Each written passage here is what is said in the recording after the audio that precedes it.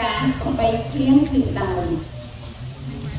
ព្រះរាជគុណព្រះធម្មដីជាទីគោរពដ៏ខ្ពង់ខ្ពស់លោកស្រីសមាជិកសមាជិកាជាទីគោរពស្រឡាញ់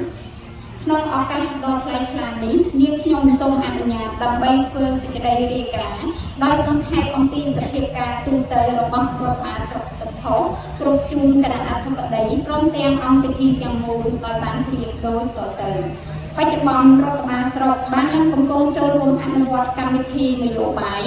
នៃយុទ្ធសាស្ត្របញ្ញកោណដំណាក់កាលទី1ក្រោមកិច្ចដឹកនាំប្រកបដោយគតិបណ្ឌិតសម្ដេចបវរមហាធិបតីហ៊ុនម៉ាណែតនាយករដ្ឋមន្ត្រីនៃព្រះរាជាណាចក្រកម្ពុជានិងផែនការអភិវឌ្ឍនានារបស់រដ្ឋបាលខេត្តហើយរដ្ឋបាលស្រុកកំពុងនឹងផ្ដោតលើកយកចិត្តទុកដាក់ចូលរួមយ៉ាងសកម្មក្នុងកម្មវិធីនយោបាយជាអត្ថប្រយោជន៍ទាំង6ដែលធ្វើឲ្យស្រុកទឹកផុសមានការរីកចម្រើនគ្រប់វិស័យព្រះពុទ្ធសាសនាស្រុកទឹកផុសមានចំនួន22វត្តនិងអាស្រមចំនួន4មណ្ឌលវិបស្សនាធុរៈមាន1ស្រុកព្រះអង្គស្រុកទាំងអស់មាន27វត្តអាស្រមក្នុងនោះគណៈធម្មយុត្តិកាយមាន1វត្តហើយស្រុកព្រះអង្គរួមនៅទូទាំងស្រុកមានចំនួន279ព្រះអង្គក្នុងនោះពិភពមាន75ព្រះអង្គនិងសមត្ថការកសាងសមិទ្ធផលនានាក្នុងវត្តរួមមានវត្តនៅទីគិរីវ័នស្ថិតនៅក្នុងឃុំជា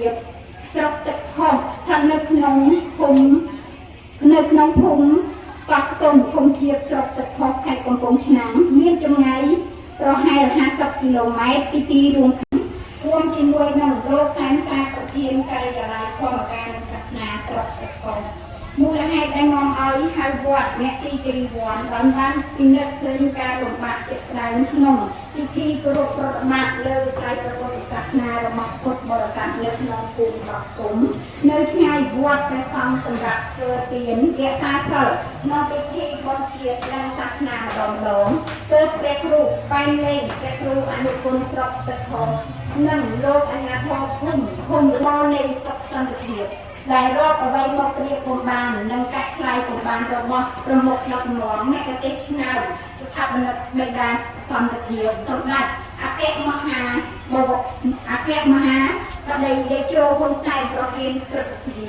និងជាប្រធានឧត្តមក្រុមប្រឹក្សាផ្ទាល់ព្រះមហាក្សត្រនិងព្រះមហាបវរធិបតីហ៊ុនម៉ាណែតនាយករដ្ឋមន្ត្រីនៅសិក្សារៀនសូត្រ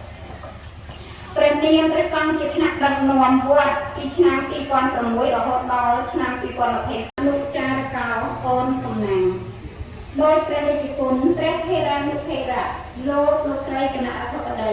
ក៏ដូចជាអង្គពិធីទាំងមូលបានទ្រង់នឹងធ្វើផ្ទាល់រាល់សំណងធំតូចជាច្រើនក្រោមការដឹកនាំរបស់ព្រះគ្រូអនុគុណចារសូមក្រាបថ្វាយបង្គំអង្គគុណចាស់គ្រប់ព្រះអង្គដែលមានវត្តមានទីនេះដោយសេចក្តីស្រឡាញ់រាប់អានគោលការណ៍ទីស្រឡាញ់រាប់អានទីជ័យសូមជម្រាបពរសេចក្តីអាបាររងស្រុកចៅសិក្ខាលោកនាយភូមិមានពក